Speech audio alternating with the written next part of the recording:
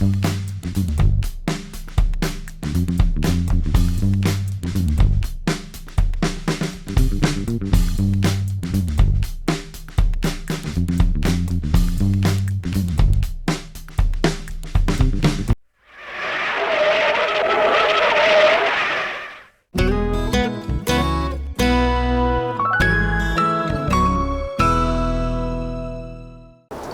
may be surprised to learn that you don't have to have a court, a paddle, a ball, or a partner to do things that will improve your pickleball game.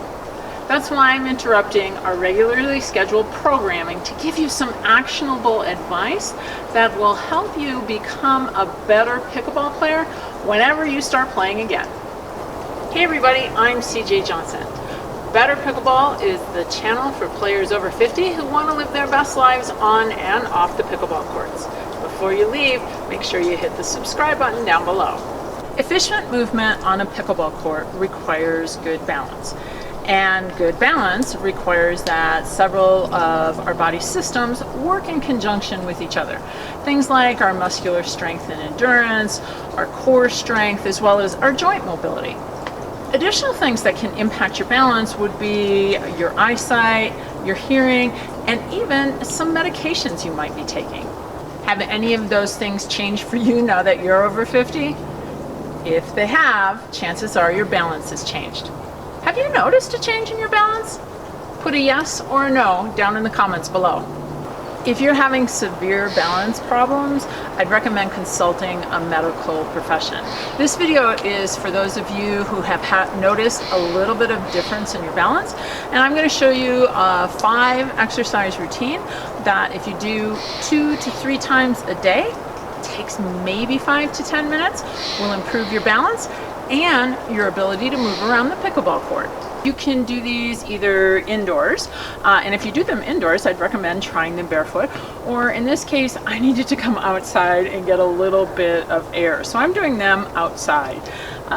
You want to have something to help you to stabilize yourself, especially if you're new to balance training. I've just got a walking stick. You could have a cane, perhaps you've got hiking poles, a chair, anything that's convenient for you. Our first exercise will be standing on one foot. Anytime we do these, we're going to start in a balanced position with our feet about shoulder width apart. We also want to engage our core. Core is essential in helping us to keep balance. And when I say engage our core, what I mean is feel like you're pulling your stomach in towards your spine. For our beginner level, you're going to hold on to your chair or whatever you have to assist you. As I move my weight onto one foot, I notice that the majority of the weight, probably 70-ish%, is in the ball of the foot, but it's spread evenly around the front of the foot. And then what I did is just simply lift my leg 2 or 3 inches off the ground. See if you can hold that for 30 seconds. Remember, posture is key here. Stand tall, keep your core engaged. If you are pretty successful at that, let go of whatever you have been holding on to. I want you to stay nice and tall, get your core engaged, get your balance. Now, move the leg up and down.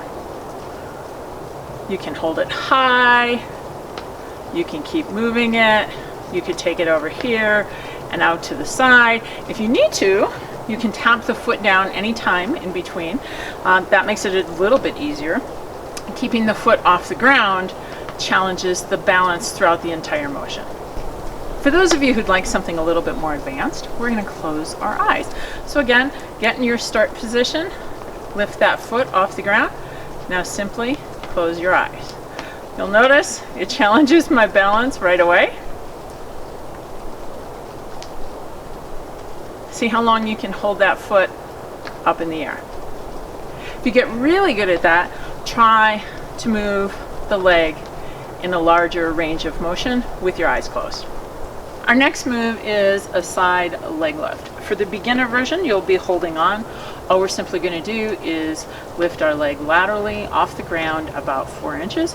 We want to hold that for, start with 15 seconds and then work your way up to about 30 seconds on each leg. Now if you'd like a more intermediate version, there's a couple of things that you can do. Again, you can hold on and you can move the leg out and then bring it in. Pause for a 1 second, 2 second hold as you move it out, and then go ahead and bring it in. If that's too easy with assistance, get your balance out and in. If this is difficult to keep the foot off the ground, you can always choose to tap the foot when you come back in. If you said the more advanced version was closing your eyes, you're right. So get into your posture, bring your leg out and in, and once you're comfortable with that, close your eyes. You notice the minute I close my eyes, I start to get a little wobbly. I have to sometimes tap my foot down in between, but that's what happens. It really challenges our ability to balance. Our next exercise is a standing hamstring curl. Beginners, you're still going to hold on to something for assistance. What I want to do here is I'm going to balance, and at the same point in time I can strengthen the hamstring, which is the muscle in the back of the leg. I want to take my heel and move it up towards my bottom. As I stand here, it's important that I keep my knees in alignment with each other. I don't want this knee of the leg that I'm moving to go further forward. So as I'm here, I'm on my toe, nice and balanced, and now bring the heel up and then down. If you can put in a second or two hold at the top, you're really going to feel that hamstring begin to fire. If you'd like that more intermediate version, get rid of the assistance. Stand here, get the foot behind you, simply up on your toe. I will tell you this, it's harder for me to do when I'm looking at the camera.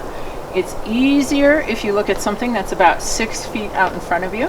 So what you're going to do here is stare 6 feet out in front of you, and then we're going to lift up and down.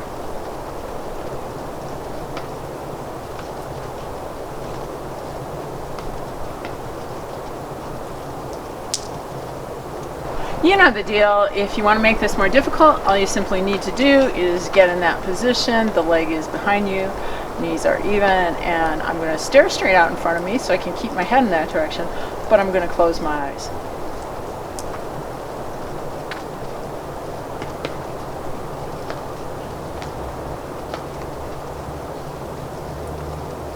As with all the other ones, the minute those eyes are closed, I start to wobble.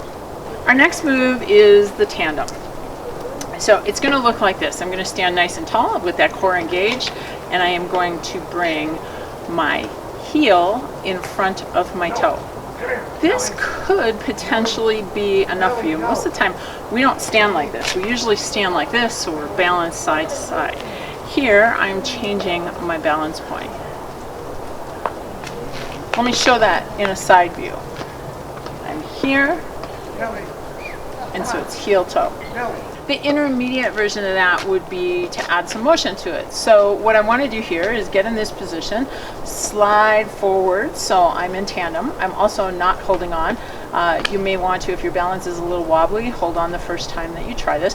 But think of it like yourself like a gymnast walking on the balance beam. And I can tell you this, the hint for a gymnast walking on a balance beam is to look forward at that point that's on the ground about 6 feet in front of them. It's definitely more difficult when I'm looking to the side towards the camera. So I'm going to walk forward and backward. Heel toe, heel toe.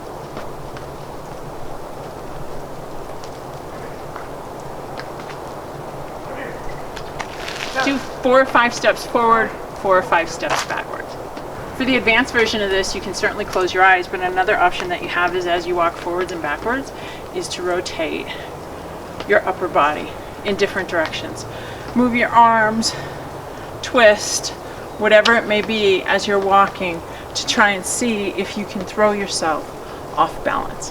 Now we've got a deadlift, and in a deadlift, we're going to stand nice and tall, and when we hinge, we're going to hinge forward from our hips. So I'm here, core is in, and as I hinge forward from my hips, I allow my leg to come off the ground. So my body stays very even here. Go only as high as you're comfortable, and then bring it back down. and then up and down. Intermediates, you're going to stand nice and tall, and then we will hinge forward. Look 6 feet down in front of you to make this a little bit easier.